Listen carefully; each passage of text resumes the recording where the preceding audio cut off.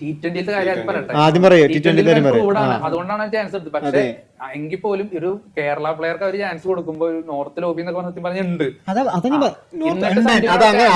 North lobby ഉണ്ട്. എന്നിട്ട് സഞ്ജുവിനോട് chance കിട്ടുന്നുണ്ട്. പക്ഷെ സഞ്ജു കഴിഞ്ഞ 5 T20 മത്സരങ്ങളിൽ മൊത്തം കൂടി എടുത്താൽ നിങ്ങൾ 5 T20 മത്സരത്തിൽ ഒരാള് ഫോം ഔട്ട് ആയി വെച്ചിട്ട് അടുത്ത മത്സരം കൊടുക്കില്ല അങ്ങനെ പറയരുതെന്ന് ഞാൻ പറയുന്നത്. എടാ സഞ്ജുവിന്റെ കേസിൽ അങ്ങനെ പറഞ്ഞേ പറ്റി. കാരണം സഞ്ജു ഒരു ബോംബെക്കാരനോ ഡൽഹിക്കാരനൊന്നല്ല. അപ്പൊ അത് പറഞ്ഞാ മതി. അങ്ങനെ പറ. അല്ലാതെ സഞ്ജുവിന്റെ ഇതിന് പറയരുത്. പിന്നെ മറ്റേ ഷോർട്ട് ബോളുകൾക്കെതിരെ സഞ്ജു മറ്റേ എക്സ്പോസ് ആയി. ആർച്ചറിന്റെ ഷോർട്ട് ബോളുകൾക്കെതിരെ സഞ്ജു എക്സ്പോസ് ആയിട്ട് വിക്കറ്റ് വലിച്ചെറിഞ്ഞിട്ടാണ് വന്നത്. സഞ്ജു ഇതിന് മുമ്പ് കളിച്ചെന്ന് പറഞ്ഞാൽ അയർലാൻഡിന്റെ ആർച്ചറിന് ഒരു ഓവറിൽ 16 റൺ അടിച്ചത് സഞ്ജു. പിന്നെയാണ് വിക്കറ്റ് പോണത്. T20 എന്ന് പറയുന്നത് ഇപ്പൊ ഓപ്പണിംഗ് ഇറങ്ങുമ്പോൾ അടിക്കാനും നോക്കണം.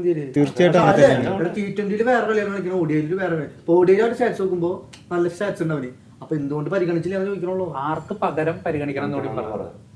ഞാൻ ഒരു കാര്യം പറയട്ടെ. യശസ്വി ജയ്സ്വാൾ എന്ന് പറയുന്ന പ്ലെയർ ഇന്ത്യക്ക് വേണ്ടി ഇന്റർനാഷണലി ചെറുപ്രായത്തിൽ ഇത്രയും അച്ചീവ്മെന്റ് ആ പ്ലെയർ പോലും സ്ക്വാഡിലില്ല.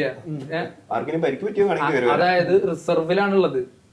ആ പ്ലെയറിനെ പോലും സ്ക്വാഡ് ഉൾപ്പെടുത്തിയിട്ടില്ല. ലെഫ്റ്റ് ഹാൻഡ് ബാറ്റ്സ്മാൻ എന്നുള്ള അഡ്വാൻറ്റേജ് ഉണ്ടായിട്ട്. അതാ പറഞ്ഞത്. അതുകൊണ്ടാണ് പറയുന്നത് കോഹ്ലിയും രോഹിത്തും ഒക്കെ വിരമിക്കാനുള്ള സമയമായി എന്ന് പറയുന്നത്. അതുകൊണ്ടാണ് ഇത്രയും പ്ലെയേഴ്സ് വെയിറ്റ് ചെയ്യാണ്.